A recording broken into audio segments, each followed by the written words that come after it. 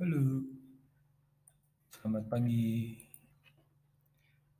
Terima kasih udah menonton ini ya, channel saya atau subscribe atau mengikuti. Kali ini saya ingin berbagi ini ya, eh, bagaimana cara jadi seorang project scheduler atau seorang project planner ya. Jadi itu apa aja ya yang harus kita tentukan ketika kita itu menjadi seorang project planner.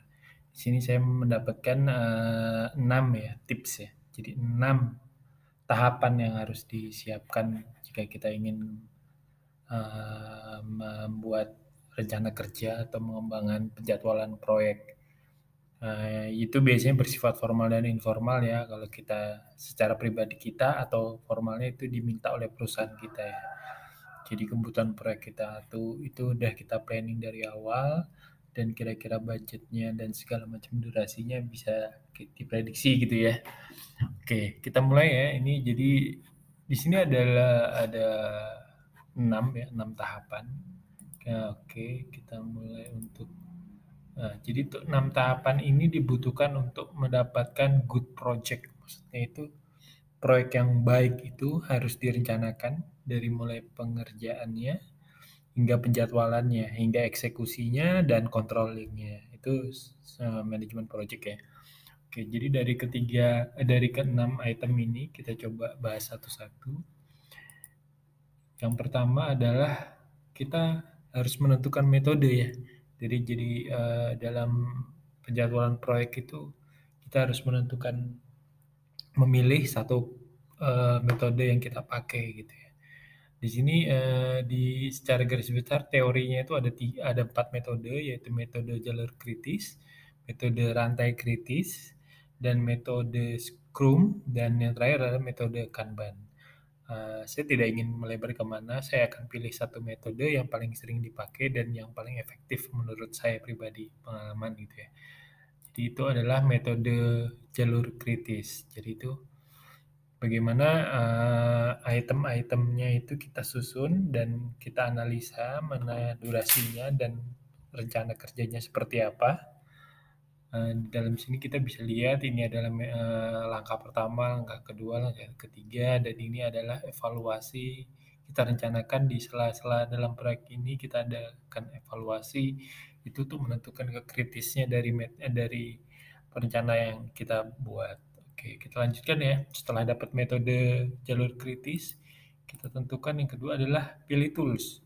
Jadi kita menentukan tools apa yang kita pakai. Kalau Microsoft Excel memang common ya, semua orang bisa pakai dan bisa mengedit, tapi itu membutuhkan waktu yang cukup lama ya untuk menyeting Microsoft Excel agar available atau reaktif terhadap planning yang kita buat. Jadi saya eh, lebih menyarankan untuk memilih Microsoft Project, Primavera atau lainnya. Lainnya ini banyak sekali open source ya, aplikasi open source yang tersedia yang bisa diakses secara gratis. Yang ketiga itu adalah akurasi dan ukurannya. Jadi kita menentukan juga nih setelah metode, pilih tools, kemudian menentukan akurasi dan ukuran. Jadi kita itu ingin proyek kita ini terkontrol dengan nilai miss-nya itu berapa. Misal tuh dia melesetnya ini dari yang planning yang kita buat ini berapa persen, 20%, 25%, 50%, atau bahkan 10%. Jadi kalau tingkat 50% dia bakal miss, itu sebenarnya tidak disarankan ya. Jadi saya mengambil di sini lebih menyarankan 10%. Bergantung juga terhadap ukuran proyek, apakah akan reportingnya menggunakan hitungan jam, harian, atau mingguan. Nah, jadi itu efektifnya ketika kita menggunakan 10% adalah reportingnya itu harian. Walaupun mingguan tingkat uh, uh, precise-nya itu mungkin 25% ya. Jadi saya lebih respect menggunakan harian dengan tingkatnya kita estimasi 10% akurasinya. Nah, jadi di sini ada ini ya, planning kita ya. Misalnya kita menentukan 10%, kita estimate dulu optimisnya kita berapa hari satu item pekerjaan, misalnya 18 hari. Kemudian kita schedulekannya yaitu adalah 10%. Jadi kita punya 2 hari kerja yang meleset gitu ya. Jadi kita prediksi seperti itu. Kalau yang 25% ini adalah pesimis. Jadi kita udah prediksi, ini nggak bakal lancar nih karena cuaca atau karena banyaknya masalah nanti di lapangan, jadi kita taruh 22 hari. Padahal 18 hari itu kita prediksi bakal bisa, tapi kita planningnya adalah 22 hari, yaitu sekitar 25% melesetnya. Nanti kita bisa tanya jawab ya untuk menyeting akurasi ini di kolom komentar. Kita lanjutkan ya. Kemudian yang keempat itu adalah tentukan batasan ya. Batasan di sini maksudnya kita harus tahu ya dari tiap item itu kapan deadline-nya, batas amannya kapan, dan itu harus kita kunci gitu ya. Sama juga project itu ternyata harus 6 bulan selesai. Nah, ketika kita udah planning itu harus meleset, itu harus kita berpikir keras bagaimana planning kita itu memiliki spare 2 minggu sebelum 6 bulan itu terjadi gitu ya. Jadi kita harus menentukan baseline-nya dan deadline-nya. Di sini ada contohnya yaitu aktualnya adalah 2 minggu gitu ya. Nah, terus kita setting variance-nya. Jadi itu kita bisa menentukan baseline-nya sebenarnya di seminggu aja udah selesai gitu ya. Kalau kita bisa memaksimalkan tenaga kerja atau materialnya datang lebih dulu. Nah itu, jadi kita harus punya baseline-nya dan itu lebih mepet daripada yang aktual atau schedule-nya. Yang kelima, pembaruan. Jadi di sini kita ingin ini ya, ada seorang project schedule atau personal atau yang selalu memberikan update gitu ya. Bagaimana dia akan mencatat semua aktivitas harian, mingguan, bulanan. Jadi dia minta laporan dari tiap tim atau dia meminta secara resmi report dari mereka, kemudian dia mencatatnya.